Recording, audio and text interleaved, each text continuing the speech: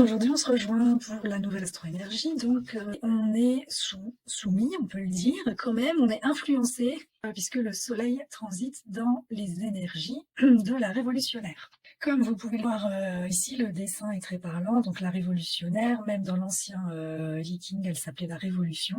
Avec cette clé, on va avoir des versos, le cliché qu'on a du verso de révolutionnaire, réactionnaire. En tout cas, c'est l'ombre de cette clé, c'est justement la réaction. Soit en nature réactive, on va rejeter tout et tout. En fait, on va vraiment être dans la réaction par principe, en fait, rejeter, être dans le rejet de l'autre. Et si on est en répression contre cette réaction, en fait, à ce moment-là, on va rester inerte. Même dans l'inconfort, on va rester inerte. Quand on est dans l'ombre de la réaction, la pensée qu'on peut être amené à se dire, c'est en mode survie, si c'est pour survivre, c'est ok d'éliminer l'autre en fait. Pour ma propre survie, je suis capable d'être amené à éliminer quelqu'un d'autre. Et quand on est dans le cadeau de sa révolution, la pensée qui arrive, c'est je suis libérée des anciens émotionnels qui soit ont fait que je suis restée inerte pendant toutes ces années, ou soit ont fait que j'étais dans le rejet pendant toutes ces années. Et de par cette révolution, j'accède aussi dit de la renaissance. Et j'expérimente la renaissance du phénix. C'est typiquement la femme qui reste des années malheureuse en couple et qui d'un coup change de vie et refait sa vie. C'est bien une renaissance, c'est bien vivre une deuxième vie. Ça peut s'appliquer comme du travail. Je suis restée des années dans un job qui me convenait pas du tout. Et aujourd'hui, je passe de cadre comptable à chaman sur la Côte d'Azur. Ah ouais, elle a changé. Oh, j'aurais jamais cru. Ben oui, non, mais bon, en fait, elle est pensée depuis longtemps. Sa motivation interne, c'est de défendre une cause et de créer des changements alignés sur ses valeurs et ses principes. C'est ça qui va... En physiologie, ça correspond au plexus solaire. Mais oui, parce que j'en venais au jaune. On s'imagine bien cette énergie-là du plexus solaire bien jaune où on finit par rayonner, mais après avoir expérimenté l'ombre de la réaction. Qui est cet archétype? La révolutionnaire a une passion qu'on ne peut nier. Ses principes sont forts et elle ne peut être influencée. Elle recherche des personnes qui resteront à ses côtés et soutiendront ses principes. Et pour ceux qui lui restent fidèles, la révolutionnaire est fidèle jusqu'au bout. Elle est en communication constante avec ses proches afin de maintenir la clarté dans ses relations. Elle est sensible aux besoins et aux sentiments des autres.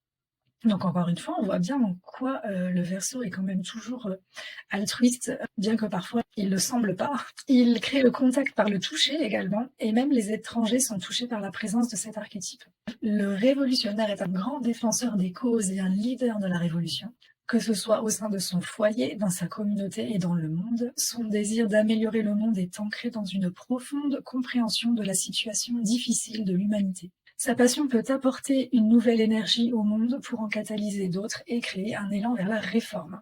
En attribut positif, ce sont des personnes qui peuvent apporter une révolution pacifique au monde, créer de l'harmonie dans une communauté et voir toujours des solutions plutôt que des conflits et des séparations.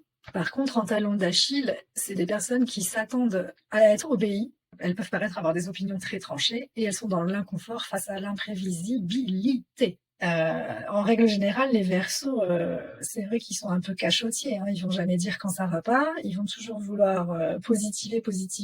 Et puis en fait, ils vont vous dire, mais tu te rappelles, il y a 6 mois, en fait, ça allait pas. La même configuration énergétique au sein de notre ADN qui permet aux êtres humains de tuer d'autres formes de vie, porte en réalité l'impulsion qui donnera naissance à notre liberté totale. Cet archétype est en relation avec le terrien, qu'on a vu justement il y a peu de temps, qui est aussi un Verseau. Le terrien, il capte le monde et il a cette sensibilité, oui, où on voit ce courant de l'extérieur vers l'intérieur de lui.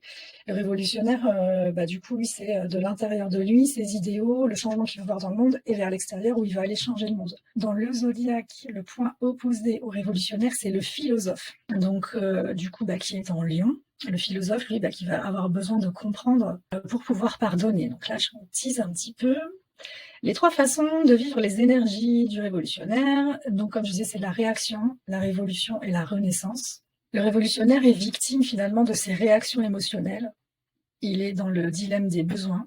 Ce qui est dit au niveau de l'ombre de la réaction, récoltez le tourbillon. Tant que vous considérez votre propre peuple comme bon et les autres méchants, vous restez prisonnier de la 49e ombre. Ce qui est dit au niveau du cadeau de la révolution silencieuse, c'est la nature de la fréquence du don dépasse la peur et est ancrée dans une profonde bonne volonté envers toutes les créatures.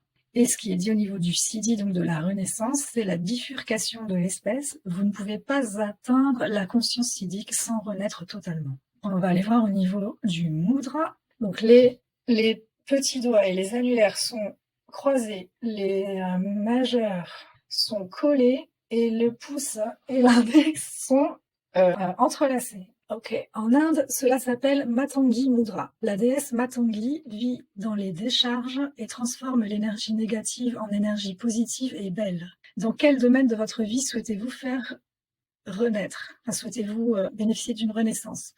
Adoucissez votre visage, votre colonne vertébrale et vos genoux et respirez-y. Vous pouvez méditer avec ce mudra. Les mudras sont pas juste des gymnastiques de la main, c'est vraiment par le bout des doigts, on a des connexions qui sont directement sur le cerveau. Donc c'est une façon en fait de refaire ces circuits neuronaux très simplement. Au niveau arc du langage des rêves, l'ombre de la réaction sera représentée par le papillon. Le cadeau de la Révolution sera représenté par un cheval et le Siddhi de la Renaissance sera représenté par un pingouin. Le minéral, c'est la malachite. Ok, et ben ça sera tout pour aujourd'hui.